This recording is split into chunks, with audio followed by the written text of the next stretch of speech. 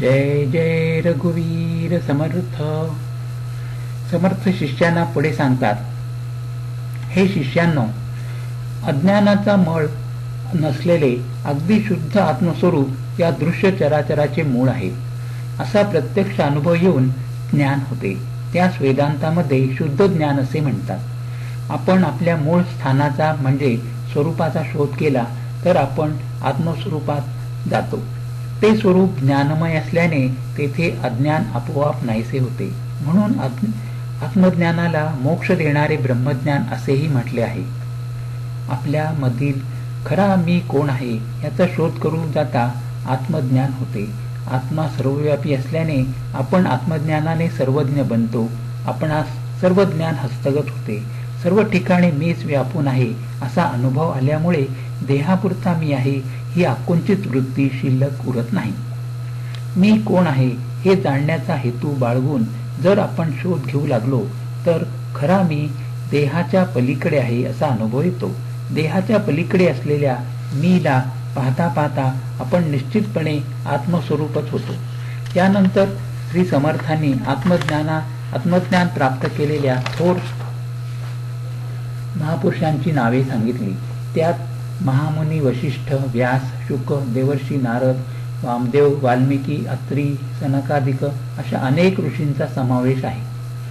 आत्मज्ञान प्राप्त ऋषी, मुनी, देवादिदेव, महादेव या ज्ञानाच्या योगाने आनंदाने डोलत असतात. हे जे सर्व शास्त्रांचे सार आहे ते भाग्यानेच प्राप्त होते. पूर्वी होऊन गेलेले संत, पुढे होणारे संत आणि सध्या असलेले संत सज्जन यांचे गुह्य असलेले जे आत्मज्ञान ते आता तुम्हास मी सांगतो. आत्मज्ञान सर्व ज्ञानाचे शिखर आहे. सद्गुरूंच्या कृपेने ते विनासायास प्राप्त होते. सद्गुरूंचे वचन हेच आत्मज्ञानाच्या बाबतीत परमश्रेष्ठ प्रमाण आहे. श्री समर्थ पुढे सांगतात, तीर्थयात्रा, तप, व्रत, दान, पंचाग्नी, साधन, गोरांजन या साधनांनी आत्मज्ञान प्राप्त होत नाही. आत्मज्ञान हेच समस्त परमार्थ साधनाचे खरे फळ आहे. ते ज्ञानाची परमावधी आहे. आत्मज्ञानानेच संशय वृत्तीचे मूळ संपूर्णपणे नष्ट होते. या विश्वातील समस्त भाषेतील ग्रंथांचा तसेच वेदांताचा गहन अर्थ एकच आहे आणि तो म्हणजे आत्मज्ञान. पुराणांचा अभ्यास करून आत्मज्ञान प्राप्त होत नाही. ते ज्ञान सांगता सांगता वेद थकले. असे विलक्षण असणारे आत्मज्ञान आता या क्षणी गुरुकृपेने मी तुम्हाला समजावून सांगतो. श्री समर्थ पुढे म्हणतात, हे श्रोत्यांनो, मी संस्कृत ग्रंथाचे अध्ययन केले नाही. प्राकृत भाषेतील ग्रंथात माझा प्रवेश झालेला नाही. परंतु माझ्या हृदयात सद्गुरू स्वामींची कृपामूर्ती मात्र स्थिरपणे राहिलेली आहे. आता संस्कृत अथवा प्राकृत ग्रंथाची गरजच काय? माझा स्वामी कृपेचा वर्षाव करीत माझ्या हृदयात वसलेला आहे. वेदांचा अभ्यास न करिता किंवा श्रवणाची सायास न घेता मला अगदी प्रयत्ना वाचून गोड सद्गुरु कृपा लाभलेली आहे. मराठी भाषेतील ग्रंथांपेक्षा संस्कृत भाषेतील ग्रंथ श्रेष्ठ आहेत. यांच्यापेक्षा वेदांत ग्रंथ श्रेष्ठ आहेत. वेदांतापेक्षा काही श्रेष्ठ नाही, कारण वेदांचे सार वेदांतामध्ये प्रकट झाले आहे. वेदांताचा जो तात्पर्यार्थ आहे आणि जो अत्यंत खोल परमार्थ आहे तो तू आता ऐक. अति खोल आणि अति अर्थ गंभीर असे काही असेल तर ते सद्गुरु वचन आहे. त्या वचनाने निश्चितपणे समाधान मिळते. सद्गुरु वचन तोच खरा सिद्धांत होय. ते वचन हेच प्रत्यक्ष अनुभविलेले ज्ञान होय. माझ्या सद्गुरू स्वामींचे जे वचन आहे ते अतिशय खोल अर्थाने भरलेले आहे. त्या वचनाने माझे संपूर्ण समाधान झाले. ते वचन खरोखरी माझ्या जीवनाचे रहस्य आहे, गुपित आहे. ते मी तुला अगदी याच क्षणी सांगतो. शरणागत होऊन शिष्याने श्री समर्थांचे पाय घट्ट धरले आणि तो दीन सुरात म्हणाला, गुरुदेवा, मी अगदी लक्षपूर्वक ऐकतो. त्यावेळी गुरुदेवांनी सांगण्यास प्रारंभ केला. अहम ब्रह्मास्मी हे महावाक्य आहे. मी ब्रह्म आहे असा याचा अर्थ आहे. या अर्थाचे रहस्य तर्काने समजणार नाही. ते मी समजावून सांगतो. त्या अर्थामध्ये गुरु आणि शिष्य दोघे एकरूप होऊन जातात. शिष्या, या महावाक्यातील मर्म ऐक. तू स्वतः ब्रह्मरूप आहेस, याबद्दल यत्किंचितही संशय धरू नकोस. भक्तीचे 9 प्रकार आहेत. त्यापैकी आत्मनिवेदन तो आता संपूर्णपणे निवेदन करतो.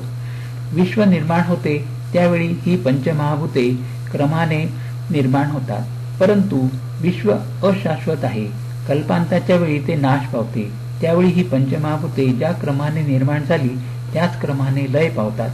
इतकेच नव्हे तर अखेर उरणारी दोघे प्रकृती आणि पुरुष ती सुद्धा परब्रह्मात विलीन होतात. अशा स्थितीने सर्व दृश्य वस्तू नाश पावल्यानंतर मीपणाने वावरणारा मी सुद्धा उरत नाही. कारण मुळातच परमात्मा एकरूप असल्याने एकरूप होण्यास निराळे काही करावे लागत नाही. सर्व सृष्टी मूळ स्वरूपात विलीन झाल्यानंतर केवळ एक स्वरूप ब्रह्म तेवढे उरते. त्यामध्ये पिंड आणि ब्रह्मांड पाहावे म्हटले तरी ते आढळणार नाही. ज्ञानाचा अग्नी एकदा पेटला म्हणजे दृश्याचा कचरा त्यात जळून भस्म होतो. ज्ञानाची तदाकार झाल्याने, ज्ञाता स्वतः ज्ञानरूपच झाल्याने वेगळेपणाचे मूळच जळून जाते. लौकिक ज्ञानामध्ये ज्ञाता ज्ञेयाला जाणत असतो आणि त्याच्याहून वेगळा राहतो. त्यामुळे तो ज्ञानामध्ये वेगळेपणाचे मूळ कायम राहते. अलौकिक ज्ञानामध्ये ज्ञाता ज्ञेयाशी तदाकार झाल्याने तेथे वेगळेपणा उरतच नाही. शिवाय दोघे गेल्यानंतर केवळ ज्ञान तेवढे शिल्लक राहते.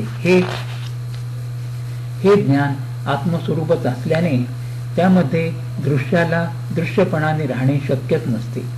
दृश्य भासणे हे अज्ञानाचा परिणाम असल्याने अज्ञान नष्ट झाले की दृश्य आपोआप अंतर्धान पावते. आपल्या इंद्रियांना दिसणारे दृश्य विश्व हे मिथ्या आहे असे पटले म्हणजे ते जसे दिसते तसे नाही अशी खात्री पटली की दृश्याकडे धावणारी आपली दृष्टी आपोआप मागे फिरते. अशा रीतीने वृत्ती उलटून हृदयातील आत्मस्वरूपाकडे धाव घेऊ लागते आणि त्याला दृश्य असूनही नसल्यासारखे होते. ते असून अनुभवास येत नाही. अशा रीतीने वृत्ती अंतर्मुख होऊन स्वस्वरूपापर्यंत पोहोचली की सहजच आत्मनिवेदन होते.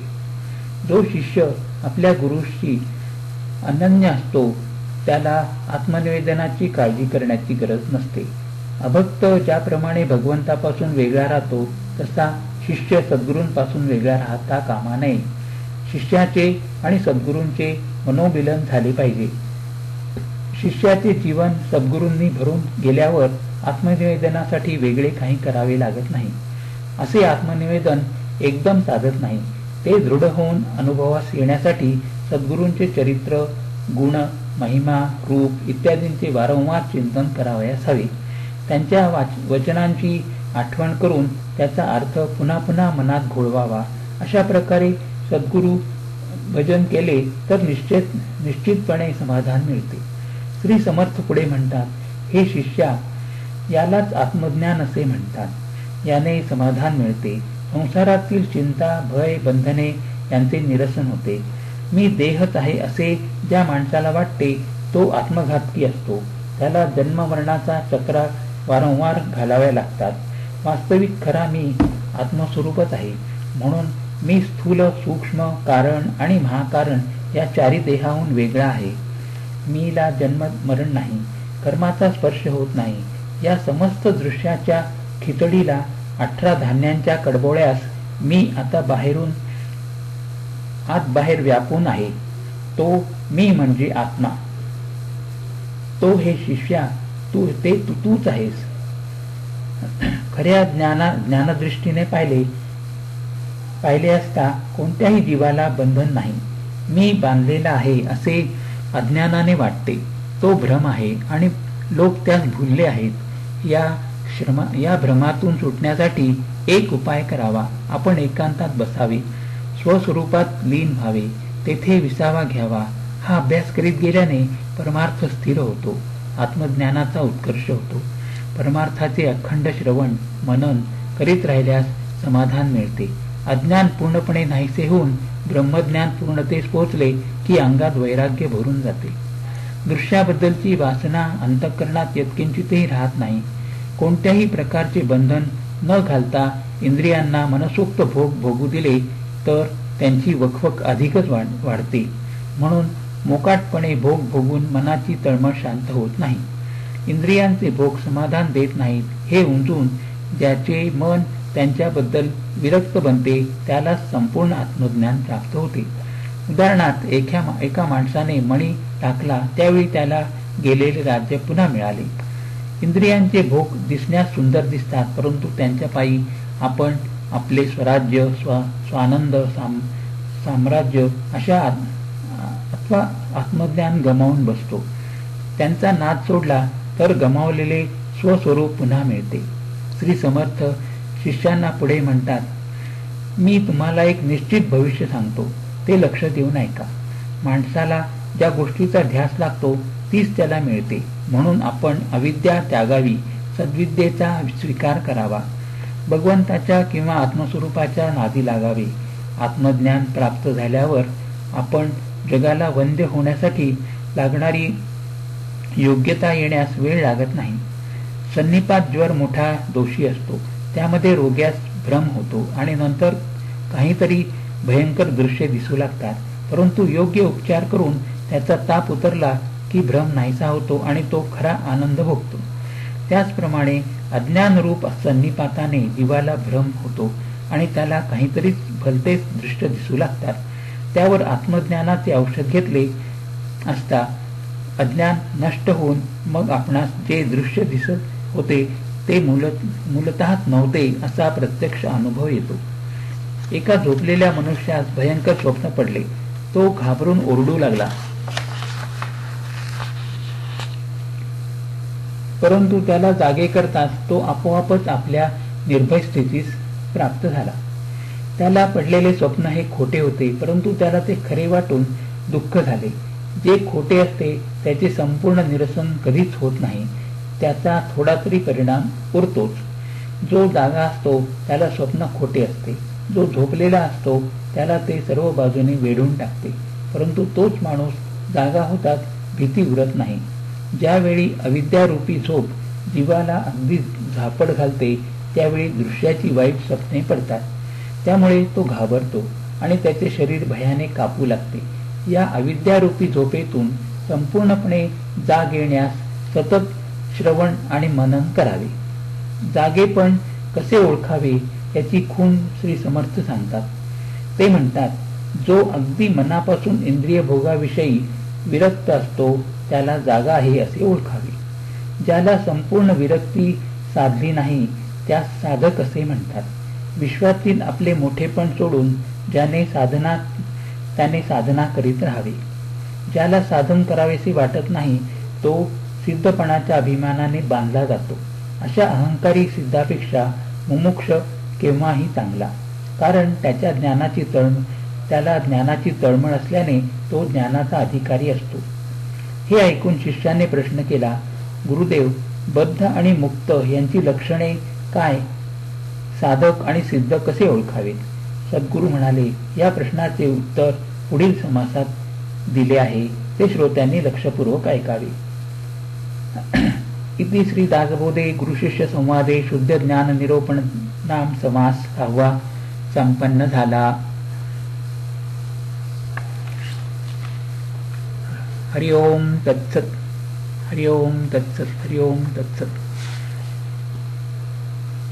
जय जय रघुवीर समर्थ. जय जय रघुवीर समर्थ. जय जय रघुवीर समर्थ.